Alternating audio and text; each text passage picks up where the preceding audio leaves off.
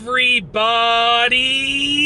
I'm here today to tell you how to manage your money. I'll be going over 5 rules to follow with regards to managing your money. Let's get right into the video.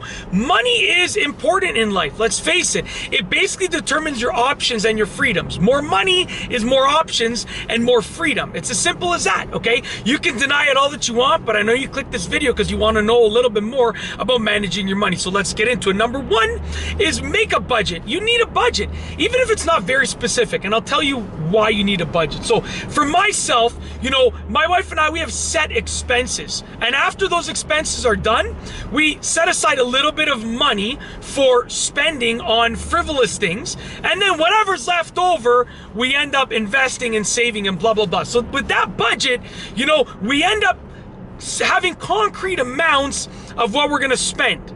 But then whatever's left over, so let's say I earn an extra 5 grand this month, just for the sake of argument, you know, I do some extra work and I earn an extra 5 grand, or she does, or you do, whoever, then basically all that money gets invested. Let's say it's only an extra $100, all that money gets invested. So build a budget. It doesn't have to be extremely specific, but definitely build a budget. You know, the more specific, the better, but try and be as specific as you can be given your situation, okay?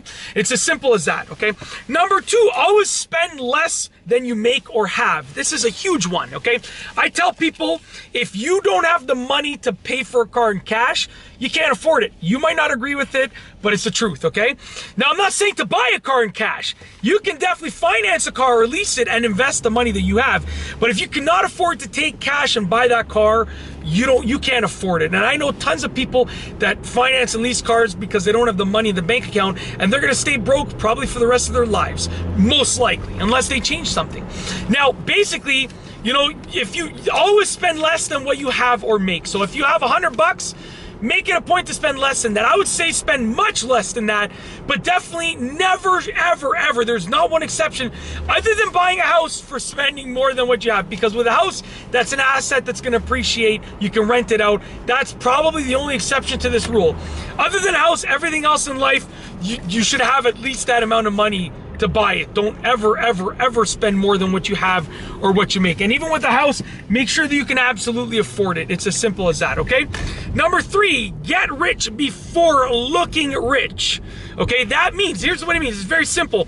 Have the amount of money before you look like you have the amount of money. So let's say, you know, as a rule of thirds for car purchasing, you should never purchase a car that equals more than 1/3 of your income. Let's say I want to buy a car that is $33,000. That means I need to make roughly $99,000 or 100 grand. So I should always make sure that I'm making that $100,000 a year before I buy the car that's worth $33,000. If I buy the car that's worth $33,000, I'm looking like I make 100 grand. But if I buy it before I make the 100 grand, then I'm looking rich before I am rich. You want to make sure that you actually have the amount of money that you look like you have. You never want to look like you have more money than you have. I don't know if I should say this. I'm gonna say it anyways because I know you want to learn about money, so I'm gonna teach you. Okay? Out of the handful of people that I know, I make the most. I have the highest income out of the handful of people that I'm closest with, and I love them with all my heart. This is no way bringing anybody down. But I also look like I make the least. So like I look the least rich, but I am likely the most self-made rich out of the handful of people that I know and that I'm close with. I don't want to go into greater detail than that. So with that being said, you gotta always look not as rich as you are. That's my opinion. If you want to get rich, that's great. Get rich first and then look a little bit less rich than you are. It's gonna draw less attention. You know, and this way, when you make $1 million, you can look like you only make 500K and you're still crushing it. You're still looking great. Number 4, I've seen this so many times on Instagram from many people that work for this company that I'm not part of, but I know many people that work for this company. I don't want to go into detail, but it's earn more, spend more, and then give more. Okay, so basically earn more money and spend more money. Listen, spend your money. Don't spend all of what you earn. If you're in an extra 100K a year, spend an extra 10K, okay, on fun things. But earn more, spend more, and then give more. I'll tell you my tips have been increasing as I earn more income. It's as simple as that. So like my wife and I order takeout once a week, okay? We order takeout once a week, every single week. So first of all, we've ordered like nicer takeout. You know, we were ordering like $30 pizzas before, and now we're ordering like $45 meals or $50 meals. You know, it's like we're spending more, but in addition, I always tip more and more as my income increases. Before, I was tipping $3 for delivery person back in the day, no matter how much I ordered. It was always $3 for the delivery guy or girl, you know. And then as I increased the income, it was $4, right? I was tipping them $4. Then it was $5, and now I'm up to $8. So whoever delivers to my house, even if I'm ordering a $15 meal for myself only, you know, I'm tipping them $8. And that you got to give more. And you're like, why you give? You know, it's number one, it's motivation, and number two, it's just good karma, you know. And no matter whether the delivery person is nice, mean, if they've had a great day, a bad day, I don't care. I'm giving them $8. And hopefully I want to get to the level where I'm able to give them $20 or $30, right? And it just, you know, you got to give more and spend more, you know.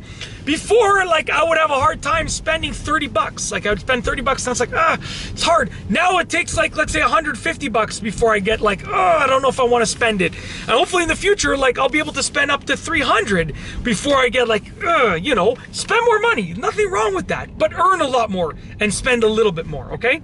Last but not least is number 5. And listen, you might not like these rules, but if you want to get rich, if you want to be wealthy, you know, you got to follow them.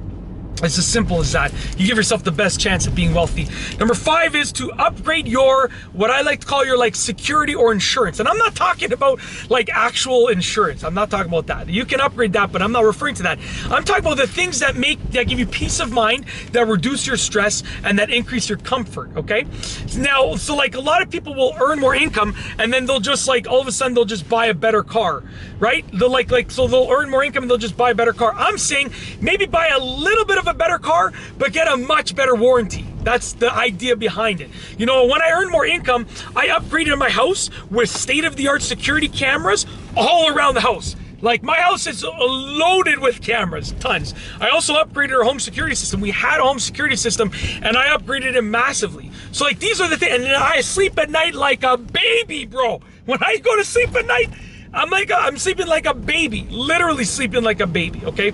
So like, you gotta upgrade the things that give you comfort, the things that give you peace of mind. Whatever that is for you, that's what you gotta do. So think about what it is that gives you comfort. Maybe it is upgrading your insurance for your home, right? Maybe it is putting a sauna in your house, right? I have a sauna in my basement because I put that in there because, like, well, the house came with an almost finished sauna. When we bought it, the sauna was like half done, but I finished it. And, you know, and I did a lot of the work myself, but I invested that, and it cost me some money, but I invested that because I go down there 2 hours a week, and I just, like an hour a week, twice a week, an hour a day, twice a week, and I just relax. And to me, that motivates me to make more money. So figure out what you need to upgrade in terms of your security and insurance, as I like to call it. What gives you stress reduction? What gives you peace of mind? And upgrade those things. And that's it. If you like this video, please be sure to give it a thumbs up. Let me know what you think down below as a comment. And of course, be sure to subscribe for more great videos just like this one. And that's all I have for you today. Thanks for watching.